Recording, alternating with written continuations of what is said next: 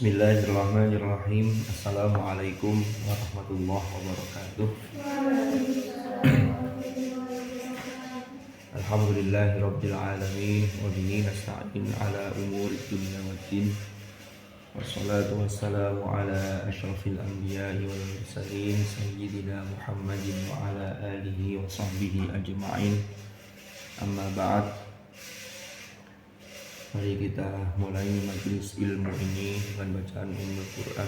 Mudah-mudahan Allah takdirkan majelis ilmu ini menjadi majelis ilmu yang nafi'an mubarakan fid din wad dunya wal akhirah, dan mudah-mudahan majelis ilmu ini menjadi wasilah turunnya rahmat Allah pada kita dan menjadikan kita kelak dikumpulkan oleh Allah di surganya.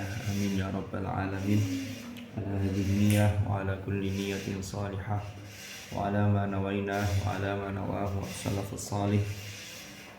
Thumma ila hadratin nabiyil mustafa Muhammadin sallallahu alaihi wasallam wa ila hadrati ikhwanihi minal anbiya wal mursalin was sahabati wat tabi'in wal ulama'il 'amilin wal musannifin wa a'immatil mujtahidin wal qurra wal mufassirin wa khusus ila muassisi hadzal ma'had wa rabbi ruhina hadratus syekh Hasyim Asy'ari wa Kiai Ma'sum Ali wa kulli khalqin Kiai Nur Aziz Kiai Jamil Ma'sum wa marhaban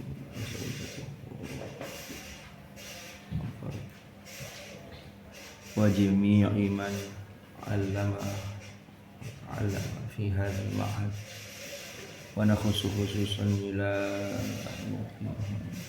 Tibyan fi adab hamalatil Quran al-Imam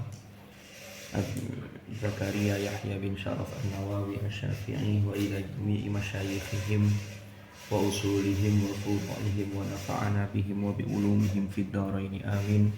Al-Fatihah. A'udzu billahi minasy syaithanir rajim. Bismillahirrahmanirrahim.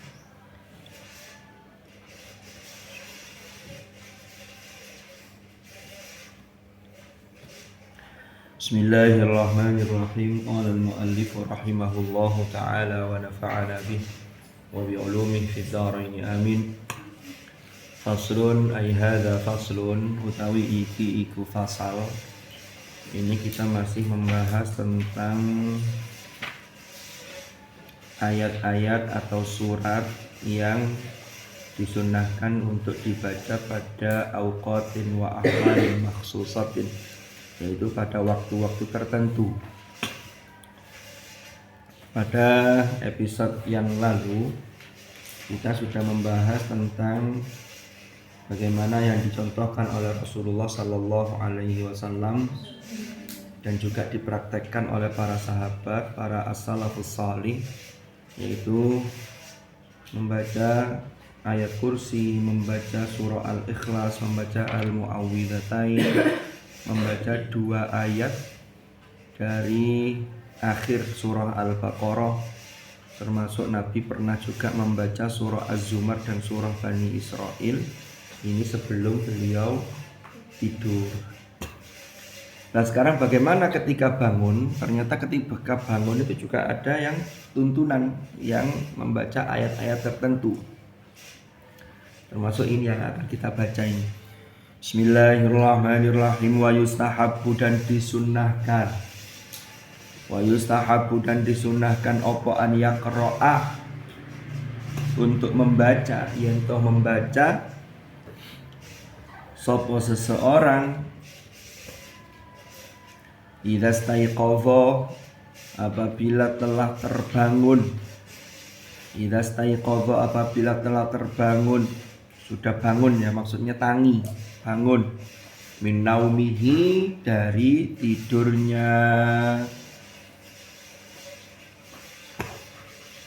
Kulla lailatin, pada setiap malam.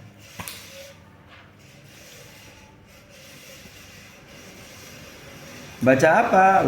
Akhir Ali Imran, ing akhir surah Ali Imran. Akhir Ali Imran, ing akhir Ali Imran.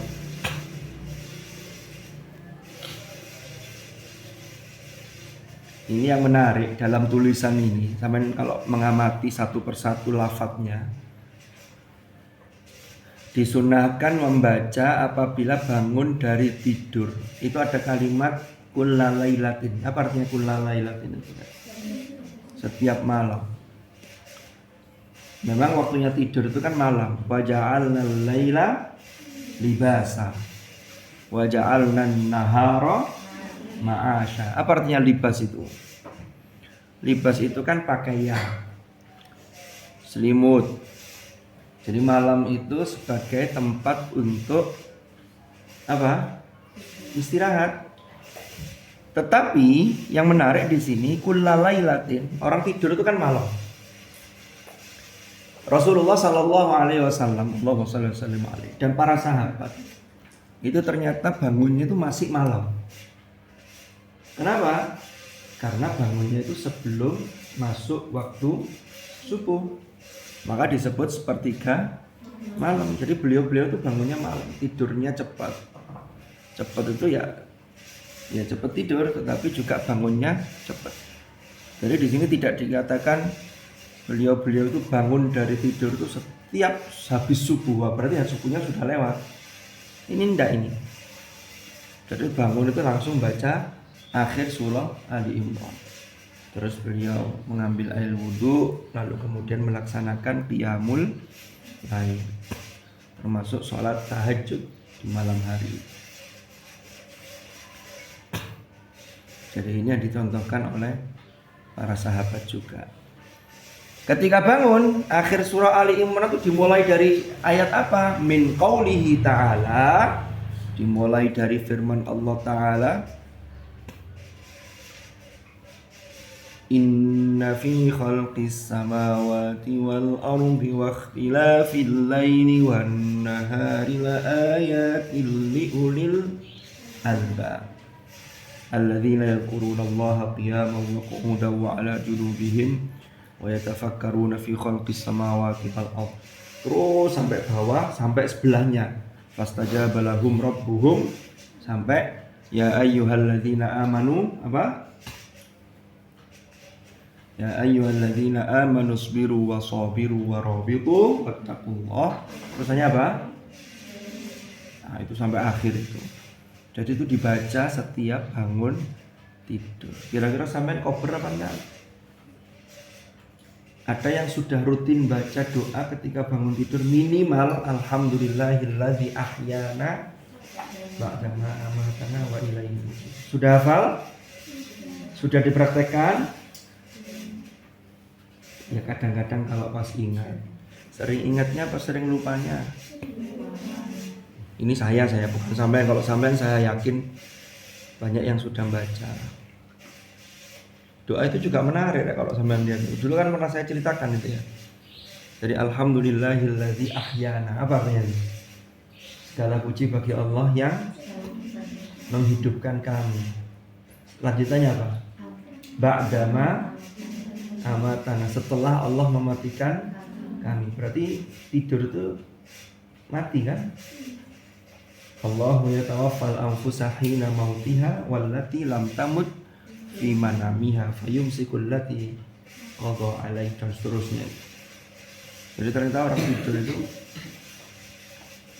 ruhnya itu ditahan.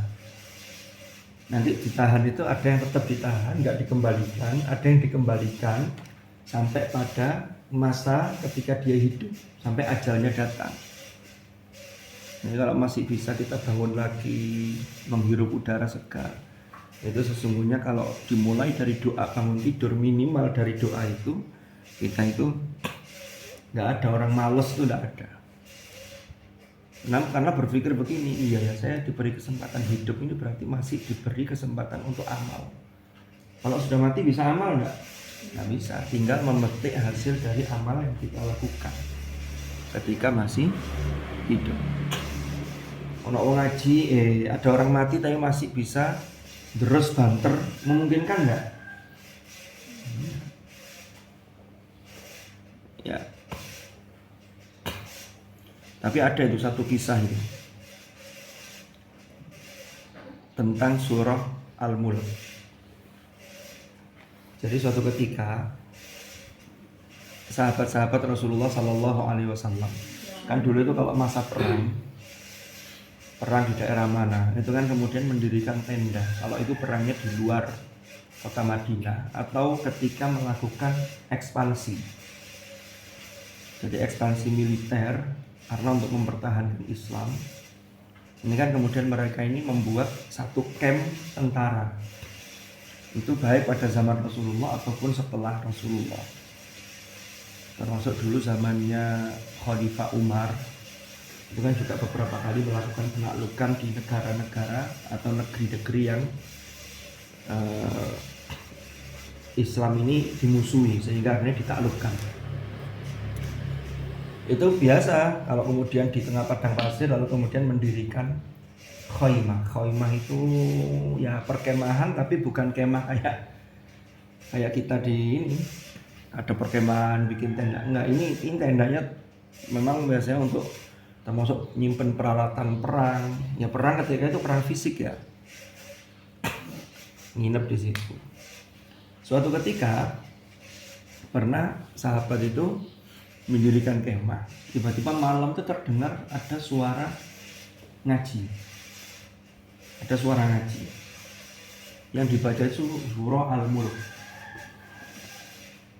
Paginya diteliti, loh ini apa ini? Ternyata tidak tahunya di atas kemah itu yang didirikan di atasnya itu kemah, di bawahnya itu kuburan. Tidak tahu kalau itu kuburan. Akhirnya ditanyakan kepada Rasulullah Sallallahu Alaihi Wasallam, ya Rasulullah, kami itu mendirikan kemah, tidak tahu kalau di bawahnya itu ternyata ada kuburan. Kami mendengar surah Al-Mulk. Kata Rasulullah apa? Loh, itu surah Al-Mulk itu orang yang meninggal di dalamnya itu orang yang diberi anugerah oleh Allah. Dia sampai wafat itu karena dia sangat istiqomah membaca surah Al-Mulk, maka dia ini masih bisa membaca Al-Mulk dan itu sebagai Al-Mani'ah. Surah Al-Mani'ah. Al-Mani'ah itu apa? Yang menghalangi dia dari siksa. Dia tidak jadi disiksa. Dalam riwayat yang lain itu ada yang mengatakan, riwayat yang lain, surah Al-Mulk itu menjelma sebagai sebuah makhluk, yang makhluk itu menghalangi malaikat untuk menyiksa mayat itu. Karena dia menghafal Al-Mulk, membaca Al-Mulk. Itu baru surah Al-Mulk. Coba kalau sampean yang sudah tasmi mau diwisuda pekan depan, ya sudah 30 juz, maka ini sangat-sangat bersyukur sekali. Tinggal syaratnya bagaimana kita ini senantiasa istiqomah untuk menjaga, untuk deres. Ini yang paling penting. Jadi itu pernah terjadi. Tapi orang begini tidak semuanya itu dapat anugerah kayak begitu. Karena secara umum orang yang sudah meninggal nggak bisa deres. Sampai nggak bisa punya cita-cita begini. Oh, saya ini sekarang nggak sergap deres, tapi nanti kalau saya meninggal saya sergap setoran. Yang di story yang bingung. Loh, sampai sudah meninggal kok masih setoran? Nanti kalau sudah meninggal setorannya kemana? Ke malaikat. Dulu pernah saya sampaikan juga kan, ada hadis itu. Jadi barang siapa ada seseorang yang sudah bertekad berniat menghafal Quran atau mempelajari Al-Quran, kok kemudian Allah mentakdirkan dia ini meninggal, tapi dia ini ketika hidup itu serius, serwegep. Apa yang terjadi? Di alam barzakh, di kuburnya, Allah perintahkan malaikat untuk ngajari dia sampai melanjutkan setorannya. Kalau yang baru tasmi 10 juz padahal serwegep. Ini contoh ya, mudah-mudahan di sini semuanya umur panjang, sehat, barokah, sehat walafiat. Ini contoh. Umpama baru tasmi 10 juz, wisuda 10 juz, tapi niatnya itu tekadnya menghafal 30 juz. Tidak berhenti di 10 juz. Jangan lalu kemudian baru tasmi 5 juz, alhamdulillah saya sudah 5 juz, aku tak mandek. Belum, itu belum selesai. Itu baru tahapan untuk memotivasi. Nah, 10 juz kok kemudian tidak ada, wafat karena sergap, karena niatnya ke 30. Nah inilah yang diajari oleh malaikat, nanti setorannya ke malaikat. Sampai kapan? Hatta istalharohu, sampai dia menguasai Al-Quran. Nanti ketika menghadap Allah, waqad istalharohu, dia sudah hatam. Karena ketika menghadap Allah itu ya enaknya udah hatam. Kenapa? Hatam lancar dan hafalan itu adalah al-dhahril qalb. Betul-betul merasuk di dalam jiwa kita. Karena itulah yang akan kita baca tasmi' di hadapan Allah. Iqra' wartaqi warattil kama kunta turattilu fid dunya fa inna manzilataka 'inda akhiri ayatin taqra'uha. Maka sesungguhnya kedudukan kalian itu ada pada ayat terakhir yang mampu engkau baca di hadapan Allah. Kalau baru 5 juz, ya berarti itu kedudukannya. Tapi kalau 30 juz, kan luar biasa ya. Jadi itulah harapan dan cita-cita kita. Sehingga menghafal Quran itu bukan hanya selesai di dunia, tapi ini menjadi bekal akhirat kita ketika menghadap di hadapan Allah Subhanahu wa ta'ala. Yang penting itu semangatnya. Mana semangatnya? Oh itu kan hal yang konser-konser itu tangannya di atas semua. Itu hanya sementara. Kalau di sini ya jangan sementara. Terus jangan sudah kadung di pondok, musuh yo tangi turu, sudah pesimis. Oh hidup ini mau ngapain sih? Ngapain saya di pondok ini? Enak kan di rumah, bangun tidur langsung pegang HP. Terus enakan HP itu langsung katil HP. Ya. Termasuk ketika liburan, mumpung liburan 24 jam HP. Mumpung. Tapi ngono ya ngono tapi ya ojo ngono gitu loh. Maksudnya kata orang Jawa itu begitu. Tetap sampean manage dengan baik waktunya, baik ketika di rumah ataupun ketika di pondok. Santri yang rajin ketika di pondok itu ketika pulang, baik pulang liburan atau pulang boyong, itu kadang-kadang belum tentu bisa menjaga keistiqomahan dan kerajinannya seperti di pondok. Minimal 70%, 75% itu sudah bagus. Kalau santri yang di pondok itu males, saya tidak yakin ada santri yang mengatakan begini, iya Ustadz saya memang kalau di pondok itu males, tapi kalau di rumah saya itu rajinnya itu luar biasa. Pagi itu saya ngaji saya itu 5 juz, habis zuhur 5 juz, habis isya 5 juz, berarti sehari itu saya 15 juz. Itu kalau saya di rumah. Kalau di pondok saya males. Ada yang begitu? Biasanya di pondok itu males, di omah ya apa? Tambah karu-karuan. Untuk diri sendiri males, dimintai tolong orang tua bantu juga, alasan, biasanya begitu. Itu gandengan. Tapi arek yang sergap itu ndak usah diminta bantuan. Itu pagi itu ambil sapu. Lalu kadang-kadang tuh ada yang ngambil sapu itu hanya kalau liburannya itu 2 minggu, itu ngambil sapu hanya 2 hari pertama. Hari berikutnya sudah nggak tahu kemana. Ada yang begitu. Tapi sih kita berharap sampean-sampean ini ya sergap baik di pondok maupun di rumah. Ya sergap untuk diri sendiri, juga sergap punya kepekaan terhadap lingkungan. Kalau dilihat ibunya sudah capek, mbok yo ditawari, Bu dibantu. Apa yang bisa saya bantu? Kalau ibunya bilang begini, wis yo, gak usah wis sampean ngaji wae. Yo ngaji yo, mau disuruh ngaji kok. Kadang ada orang tua itu yang melihat sampean, ya apa sih ndek omah gak tau ngaji ini, padahal ibu orang tua itu pengen tahu sampean ngajinya itu loh. Sampean izin di rumah orang tua katanya izin, ditanya berapa juz izin. Iya kalau izin itu untuk memberi kejutan nggak apa-apa. Tiba-tiba lapor ke orang tua, Bu, Bapak, insya Allah saya minggu depan mau wisuda, saya sudah tasbih 30 juz. Itu nangis orang tua. Tapi lah ya oma izin, tapi di pondok izin lagi yang jadi masalah. Kalau izinnya, tahu nggak ada izinnya? Nggak ada izinnya itu apa? Ya tong kosong nyari bunyinya, ilmunya nggak masuk, ngaji yo gak sregep. Kalau isi maksudnya konten. Padahal itu yang ditunggu orang tua. Buah dari apa yang sampai pelajari. Muncullah sisi akhlak. Pokoknya kata kunci orang sukses itu punya kecerdasan emosional. Saya ulang. Kunci sukses itu orang harus punya kecerdasan emosional. Yang kecerdasan emosional itu dilandasi kecerdasan spiritual. Spiritualnya bagus, maka Kecerdasan emosionalnya harus sampean manage dengan baik. Kalau hidup sampean hanya mengandalkan kecerdasan IQ, intelijen, pokoknya IQ lah, pinter tok, tapi tidak punya kecerdasan emosional, kecerdasan kepekaan sosialnya tidak ada, orang akan sulit untuk sukses. Sebaliknya, kalau ada yang biasa-biasa, tapi dia itu ke orang baik, dia bisa memposisikan kapan harus berbuat, kapan harus ngerem, kapan harus ngegas dan seterusnya. Ngegas dalam arti positif ya, bukan ngegas yang marah-marah itu. Kamu ngapain kok ngegas sepeda? Itulah nanti yang menjadikan kesuksesan kalian. Tapi kalau dipadukan, spiritualnya bagus, cerdas, pinter iya, akhlaknya baik, attitude-nya baik, ini kecerdasan emosionalnya baik, bisa menempatkan diri, itulah orang-orang yang akan sukses dunia hatta akhirah. Itu kalau bisa kan memadukan itu. Cuman kan tidak semua orang punya IQ yang kualitasnya baik. Kalau yang pas-pasan, jangan minder. Sampean masih berpeluang untuk menjadi halim. Halim itu orang yang santun, yang ngerti unggah-ungguh. Ketok opo gak pernah langsung punya kepekaan.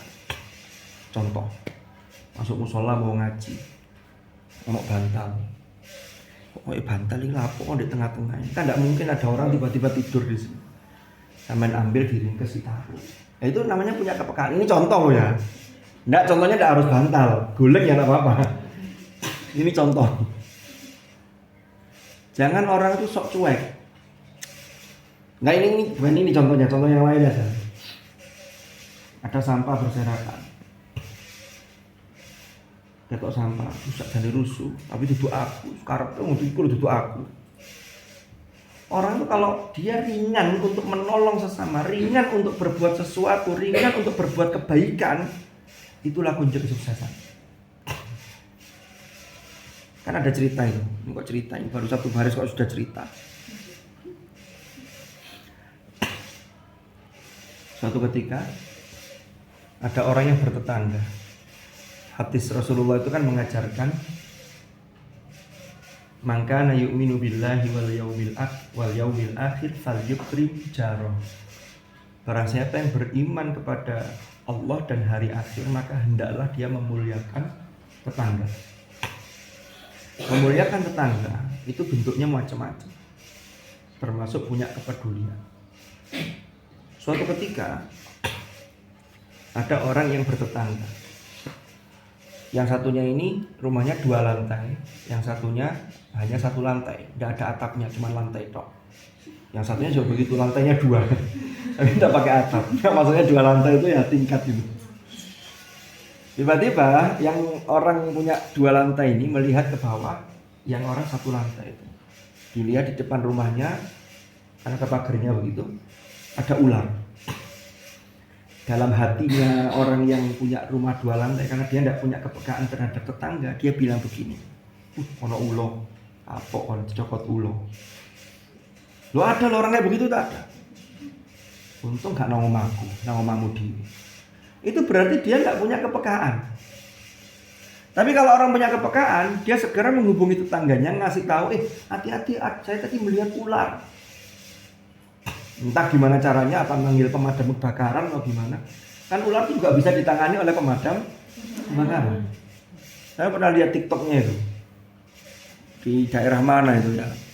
Ada orang lapor, kelihatan buntutnya ular. Di atas gini, bolong gitu. Akhirnya dia nggak berani bertindak, manggil pemadam kebakaran. Diambillah ular. Tiba akhirnya plafon jebol. Ternyata ada ular piton besar-besar 3 itu sudah bersarang di atap rumah itu. Itu ada TikToknya itu. Ada TikToknya. Nah, kembali ke contoh tadi. Kalau dia cuek, ular itu kan sesuatu yang barang hidup.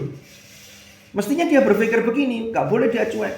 Loh, ular ini kan barang hidup. Kalau dia saya biarkan di rumah tetangga saya, maka boleh jadi nanti atau besok dia bisa jalan pergi ke rumah saya, membahayakan saya dan keluarga saya. Itu namanya orang sudah berpikir ke depan. Maka walaupun ular itu berada di halaman tetangga, ini harus segera ada tindakan. Entah disingkirkan, entah ya apa caranya. Kalau itu dia cuek, bapak wis kapok nanti dicokot. Jangan-jangan dia ndak gigit orang yang punya rumah, dia kira geser nyari orang yang ngapokno tadi itu. Mana akan gigit kan? Itu sama dalam banyak hal begitu. Jadi pokoknya orang Islam itu yang baik itu kalau ada bahaya. Makanya hadisnya itu la dharara wala dhirara. Orang Islam yang baik itu la dharar, termasuk dalam agama ini itu tidak boleh ada bahaya, membahayakan diri sendiri dan membahayakan orang lain, itu harus diselamatkan, harus dicabut. Makanya muncul kaidah fikih namanya darul mafasid muqaddam ala jalbil masalih. Itu kalau sampean belajar al-qawaid al-fiqhiyah. Itu berangkat dari hadis la dharara wala dhirara.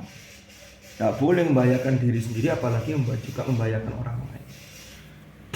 Jangan hanya nyelam boleh selamatin dhewe tok. Gak apa-apa, terserah orang lain celaka, saya tidak urusan, tidak boleh.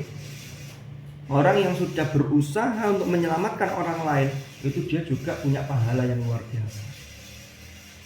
Kalau sampai belajar tentang cabang iman, prestasi takwa yang paling sederhana cabangnya itu adalah ketika melihat duri di jalan. Duri itu ya, itu memang hadisnya duri, tapi kan bisa dikiaskan ke yang lain. Bisa paku, bisa batu, ono watu di tengah. Sampeyan kesandung, untung aku gak kesandung, alhamdulillah. Sampeyan jarno, bapak wong liya cek kesandung, itu berarti bukan cerminan dari ketakwaan yang baik. Tapi kalau saya punya kepedulian, sampeyan inggirkan. Saya tadi sudah diselamatkan Allah, tidak kesandung. Mudah-mudahan dengan saya inggirkan, orang lain tidak akan bahaya, tidak akan kesandung. Itu termasuk cabangnya ini iman. Jadi kecerdasan emosional itu dibangun atas kecerdasan spiritual. Tinggal bagaimana kita mengolah mau atau tidak. Sajane kuwabe kuwi seru, sing apik, sing ndi, sing elek, sing ndi, tapi sampean mau apa tidak? Lah itu kecerdasan emosional di situ penting. Paham?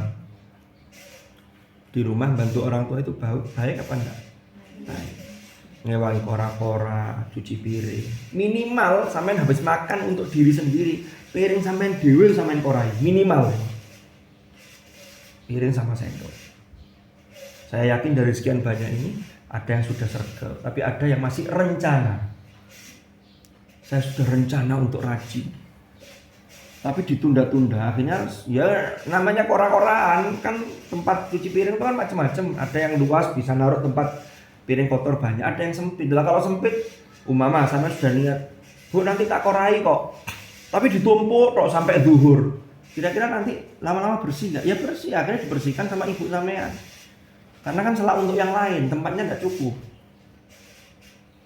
Dan seterusnya. Itu contoh kecerdasan emosi. Banyak nanti bentuknya kecerdasan emosional, termasuk marah yang proporsional. Orang jangan gampang tersulut emosi. Jangan gampang mangkelan. Itu juga kecerdasan emosional. Di-manage dulu dengan baik. Kembali ke materi. Ila akhiriha. Jadi baca sampai akhir surah Ali Imran. Faqad thabata fi sahihaini, lan teman-teman wis tetep. Jadi dasarnya dari apa yang dilakukan Rasulullah ini itu terdapat fi sahihaini dalam dua kitab hadis sahih, yaitu Sahih Bukhari dan Sahih Muslim. Hadisnya anna Rasulullah sallallahu alaihi wasallam kana yaqra'u khawatim Ali Imran idza istayqadha. Bahwasanya Rasulullah sallallahu alaihi wasallam iku kana ono sapa ya Rasulullah iku yaqra'u, senantiasa membaca sapa Rasulullah. Jadi kalau ada kana ditambah fi'il mudhari, kana yaqra'u, ini menunjukkan Rasulullah ini senantiasa, selalu terus dibaca. Pokoknya setiap bangun tidur Rasulullah baca surat ini. Baca akhir Ali Imran.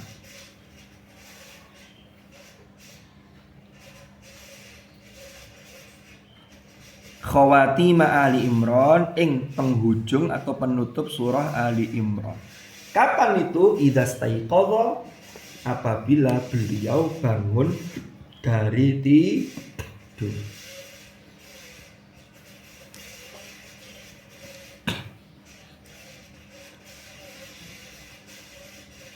Ini ujian akhir semester PTE, PTA, PAS sudah. Tanggal berapa? Mei apa Juni? Mei. Terus Juni ada kegiatan apa? Nanti ada libur lagi. Berapa lama? Boleh pulang? Loh, pulang lagi? Yang jauh-jauh pulang juga? Oh enggak? 18 sampai tanggal Juni. Oh. Berarti nanti setelah tanggal 27 kegiatannya apa? Setelah acara ada wisuda itu? Apa? Itu tanggal berapa? Sampai 27, 28, 29 hari Senin berarti. Iya. Sampai sini ada pertanyaan? Bismillahirrahmanirrahim. Faslun ayyadha faslun, kita lanjutkan dulu. Faslun utawi iki iku fasl fima, menjelaskan fima ing dalam ayat-ayat atau sesuatu yukra'u yang dibacakan opoma. Jadi yang dibacakan opoma indal maridi, di samping orang sakit. Jadi kalau ada orang sakit itu ayat apa yang dibaca?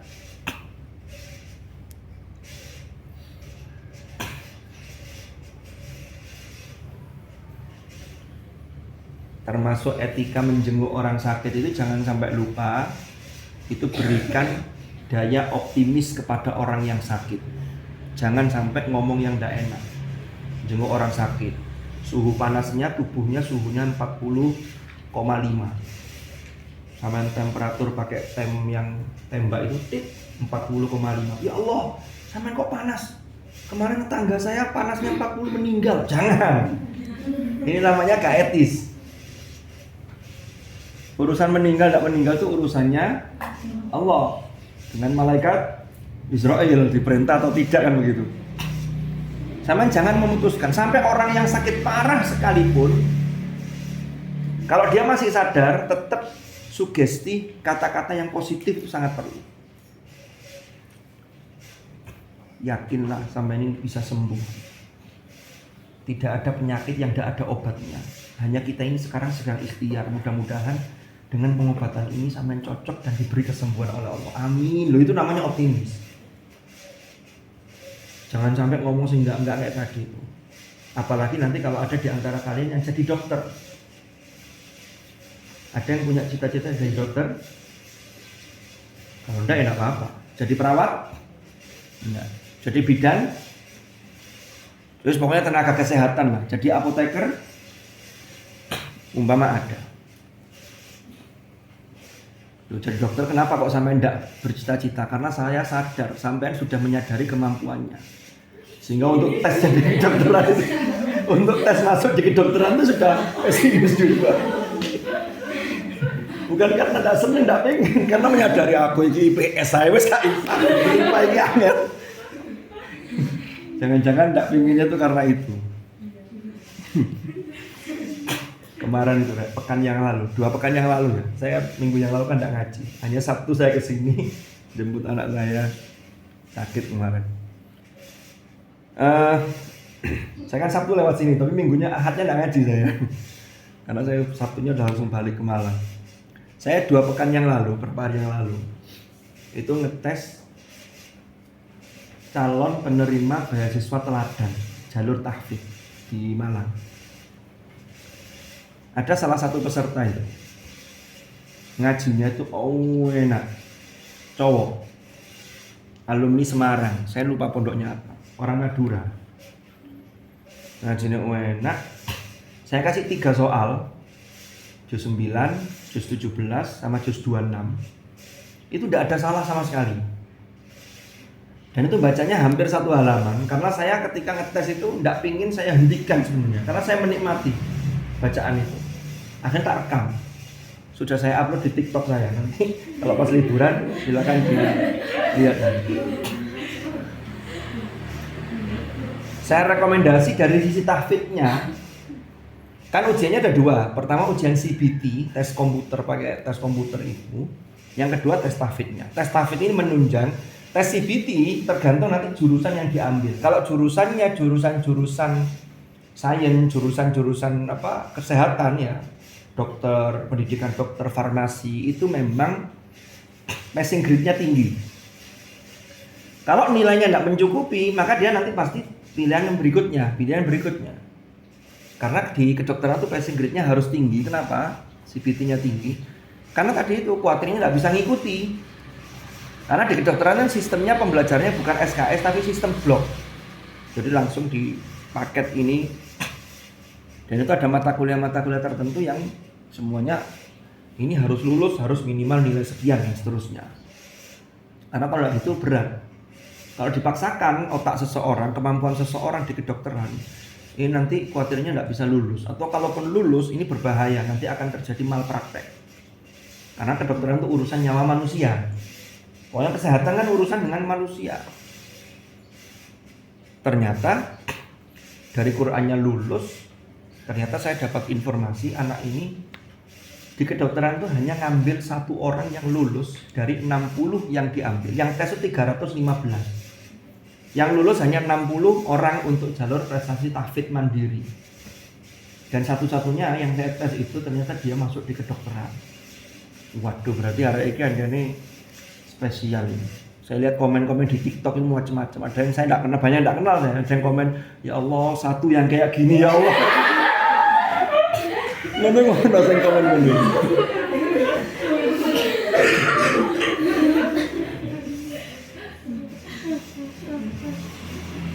Ini kalau enggak dipakai ngerekam tak kasih tahu sampean. Cuma ini pakai ngerekam. Atau nanti setelah ini saya kasih tahu sebentar aja. Biar sampean doanya juga sama. Ya Allah satu.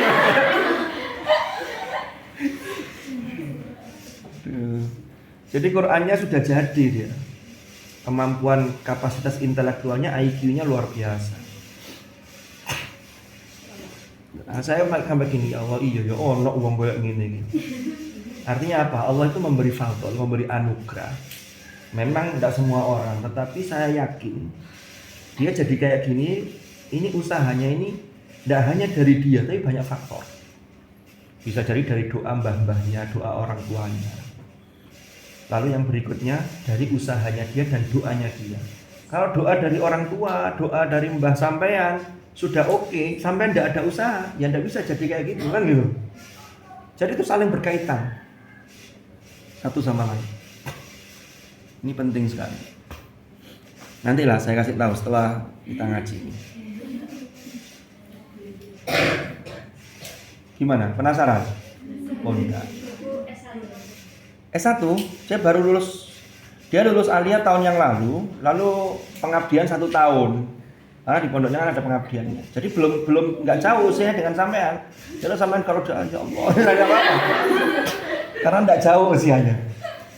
Bukan S2 atau S3, enggak ini S1. Bener. Jadi baru usia kuliah. Nggak apa-apa, sampean doa begitu boleh, ya Allah yang kayak gini. Cuman saya sering pesan, sama juga harus memantaskan diri kan begitu. Artinya apa? Usaha kalian, ikhtiar dan doa kalian itu juga harus optimal. Siapa tahu nanti Allah pertemukan bukan harus dengan dia, tapi yang lain, tapi yang punya spek kayak gini kan begitu. Spesifikasinya luar biasa. Belum lagi nanti seorang suami yang setia, seorang suami yang mengayomi keluarga. Waduh. Lu masuk ono orang yang saya pengen dapat suami yang tidak setia kan tidak ada, mesti kan pengennya yang setia. Karena kita menikah ini ya sekali dan itu untuk dunia akhirat. Itu kalau dalam konsep Islam begitu. Karena keluarga itu sebagai sarana untuk akhirat kita. Jadi bukan hanya untuk sekedar senang-senang, sekedar status sosial, enggak. Makanya pondasi agama itu sangat penting. Ya. Sekarang yang lagi rame kan seperti artis, ya kan? Yang kemudian ternyata suaminya begini-begini, padahal istrinya sudah sangat berusaha untuk solihah. Ya memang ujian orang itu bermacam-macam. Semoga-moga sampean selamat kabeh dunya akhirat. Dan sekarang yang dalamnya kan Firjon itu ya. Firgaun. Firgaun. Sama orang-orang diplesetkan, bukan Firgaun tapi. Bismillahirrahmanirrahim.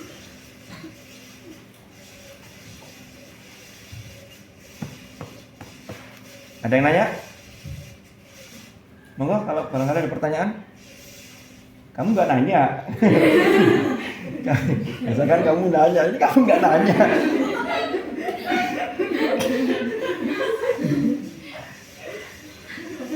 Karena sentakok ya.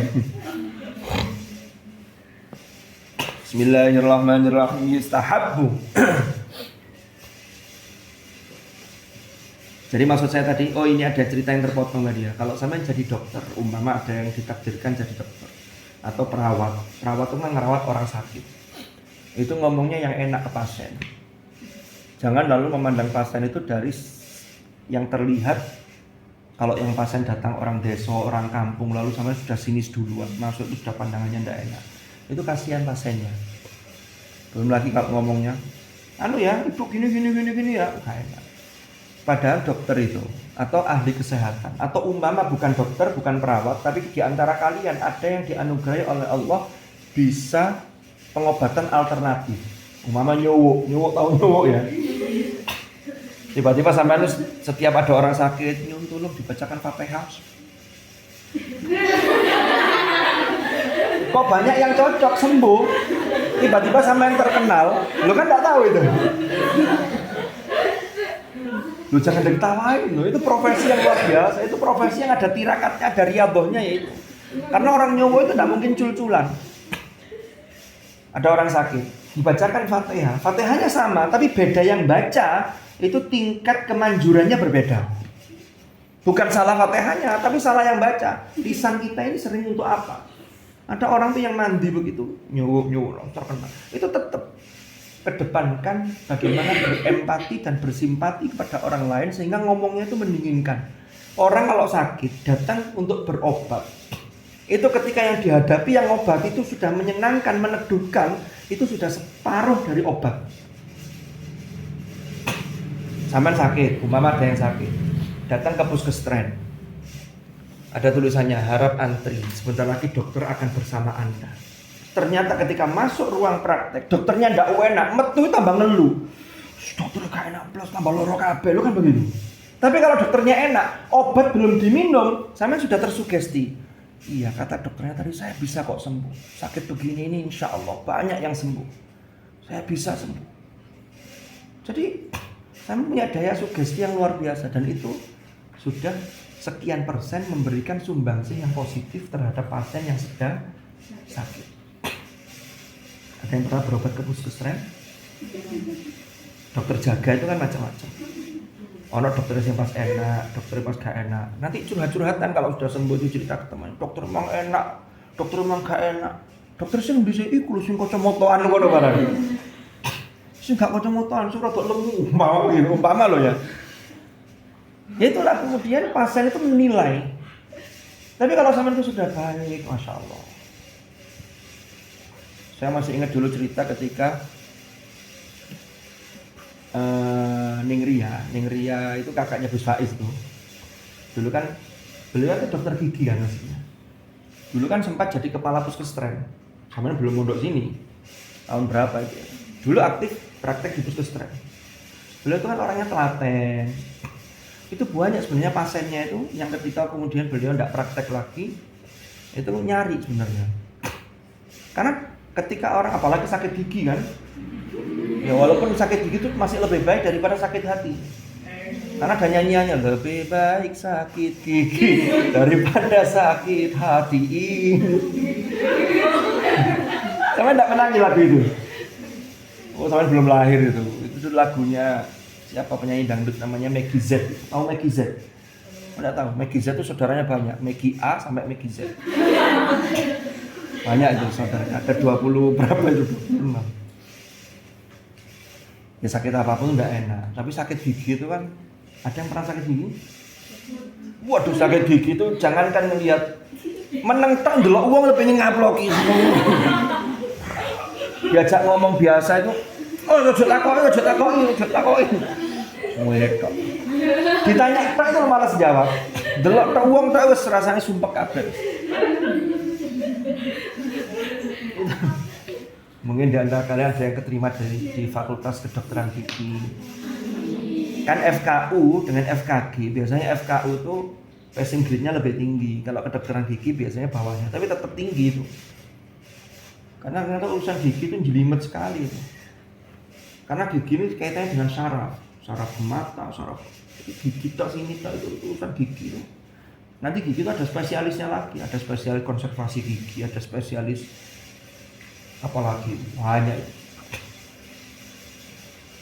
Karena ketoke meloro untu, tapi gak iso lapo-lapo sampe. Hanya sakit satu aja, ada yang lubang, lalu infeksi, bengkak gusinya. Yang bengkak gusi ya, bukan gigi ya, karena gigi tidak bisa bengkak.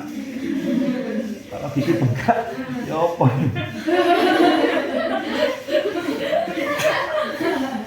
Oh kamu bengkak ya gigimu ya? Tutup gigi nih dol, gusinya itu.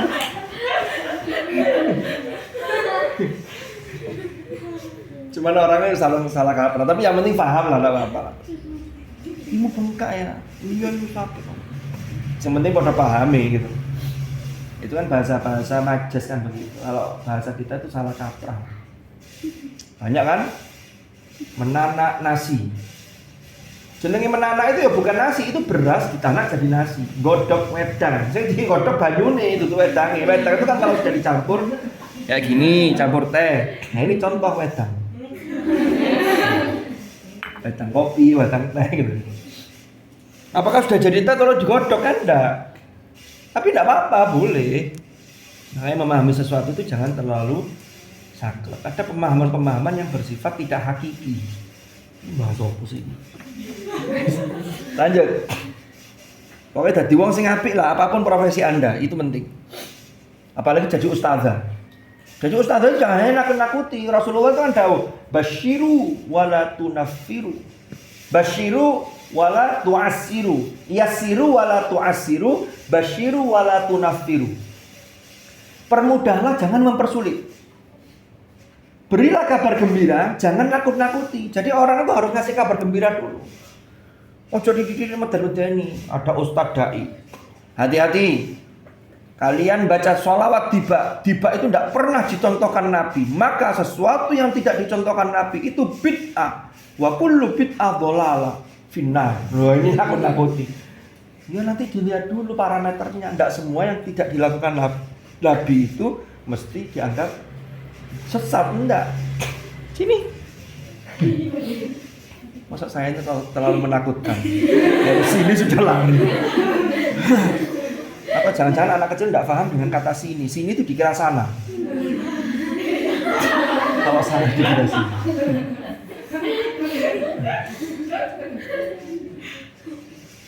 Kayak sampean pergi ke Amerika, ya Amerika mesti sana. Kalau sini Ameriki. Bismillahirrahmanirrahim. Ini Bang. Itu di amak ya? Wes rek kok cerita. Bismillahirrahmanirrahim. Ayo ndang mari dinteni TikTok.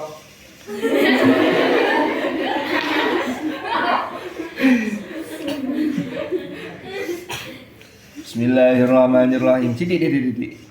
Yustahabu disunnahkan, dianjurkan. Apa an yuqra'a. Yang to dibacakan. Apa an yuqra'a yang to dibacakan indal maridi di sisi orang sakit.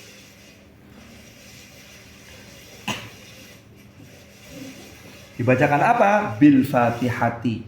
Kelawan surah Al-Fatihah.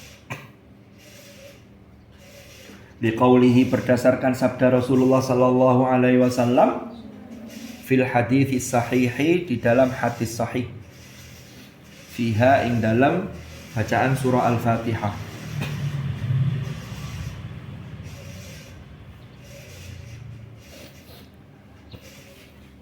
Jadi seingat saya, dulu saya pernah baca tafsir ketika menafsirkan surah Al-Fatihah dimulai dari Bismillahirrahmanirrahim itu. Pernah pada masa Rasulullah Sallallahu Alaihi Wasallam itu ada kepala suku suatu kaum. Jadi kepala suku di suku tertentu di Jazirah Arab sana itu yang digigit oleh ular sehingga dia terkena bisa. Ular bisa itu apa? Upas ya. Jadi ada bisa, ular itu ada bisanya itu. Yang itu kalau merasuk menjalar bisa itu di dalam darah manusia, ini akan meracuni seluruh tubuh dan bisa berakibat orang itu akan meninggal. Kan ular itu macam-macam. Ada ular itu yang berbisa, ada ular itu yang tidak bisa apa-apa. Ada manusia itu yang berbisa, dia bisa apa-apa, ada yang tidak bisa apa-apa. Ada ular itu yang cara mencari mangsanya itu melumpuhkan mangsanya itu dengan bisa, tapi ada yang dengan cara melilit. Umpama ular piton yang besar itu biasanya melilit. Nanti musuhnya melemah baru dia mangsa. Karena kan Allah menciptakan sunnatullah itu ada predator itu. Makanya ada predator itu kan yang pemakan apa kan begitu. Biasanya itu ada apa dalam IPA itu apa namanya lupa. Nah, itu termasuk dalam keseimbangan alam, apa namanya itu? Ekosistem ya. Jadi terkait ekosistem. Tikus itu ular makan tikus dan seterusnya. Lalu ular yang berbisa ini menggigit salah satu kepala suku itu. Ketika itu dunia kedokteran mungkin tidak seperti sekarang. Yang banyak itu ya pengobatan alternatif. Sampai ketika itu ada salah satu sahabat yang dimintai tolong, ini gimana ini kepala suku kami digigit ular, dipatok ular sehingga ada bisa yang masuk ke dalam tubuhnya. Akhirnya oleh sahabat itu disowo. Disowo itu dalam bahasa agama diruqyah. Ruqyah itu bisa bentuknya pengobatan. Sakit yang fisik lalu diobati dengan bacaan-bacaan yang bil maktur, itu juga ruqyah. Ada ruqyah itu yang sifatnya psikis, kejiwaan. Ada manusia yang pikirannya sering kosong sehingga diikuti oleh makhluk-makhluk yang di luar manusia dari golongan jin umpama goda masuk ke dia. Itu diruqyah untuk dikeluarkan, itu juga ruqyah. Anak pondok jangan sampai salah mengucapkan ruqyah, itu pakai qaf. Ruqyah beda dengan ruqyah. Oh, di ruqyah itu urusannya ro'a ya ruqyah kan melihat apa? Hilal awal bulan. Ru'yatul hilal. Awal Ramadan, awal Syawal, dan setiap awal bulan itu ada ruqyah. Tetapi kenapa kok hanya Syawal dan Ramadan yang ada ruqyah? Karena ini terkait erat dengan perintah ibadah. Ibadah puasa, kapan mulainya dan kapan mengakhirinya ketika sudah masuk 1 Syawal. Itu ruqyah, bukan ruqyah.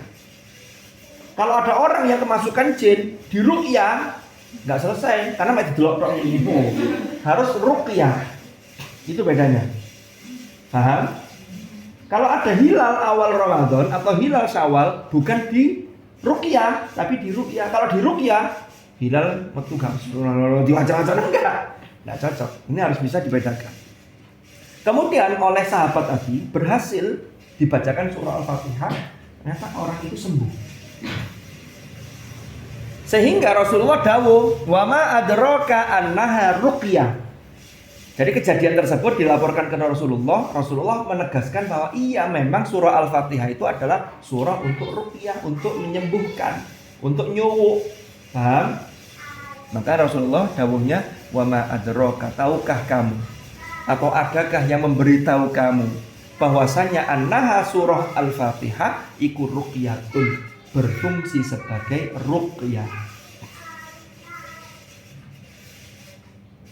Tapi ingat, Fatihahnya sama, tapi siapa yang baca, bagaimana koneksi hati orang yang baca, lisannya apakah selalu berzikir, itulah yang menentukan mandi atau tidaknya, manjur atau tidaknya ruqyah yang dia baca. Paham? Gitu. Ada pertanyaan? Kamu nggak bertanya-tanya?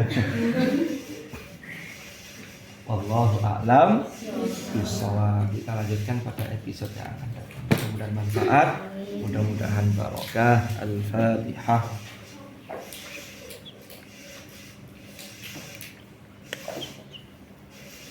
Bismillahirrahmanirrahim. Alhamdulillahirabbil alamin. Allahumma salli wa sallim ala sayyidina Muhammad. Allahumma ya Allah.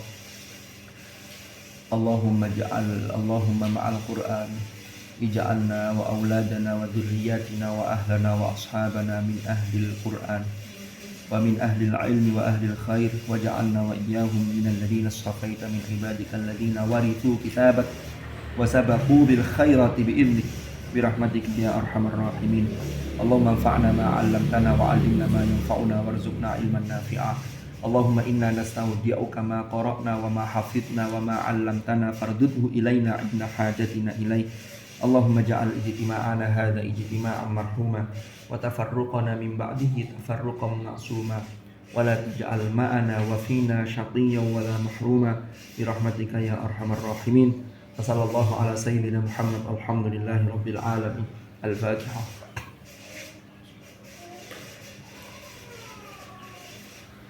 Allahumma arhamna bil Qur'an waj'alhu lana imaman wa nuran wa hudan wa rahmah.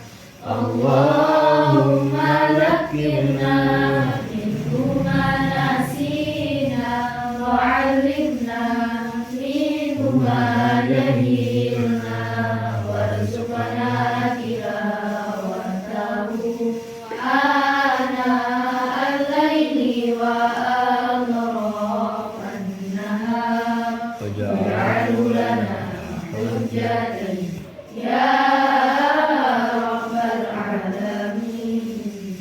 Subhanakallahumma bihamdika asyhadu an la ilaha illa anta astaghfiruka wa atubu ilaik. Sallallahu ala sayyidina Muhammad. Alhamdulillahi rabbil alamin. Hadanallahu wa iyyakum ajma'in. Al-'afwa minkum. Assalamualaikum warahmatullahi wabarakatuh.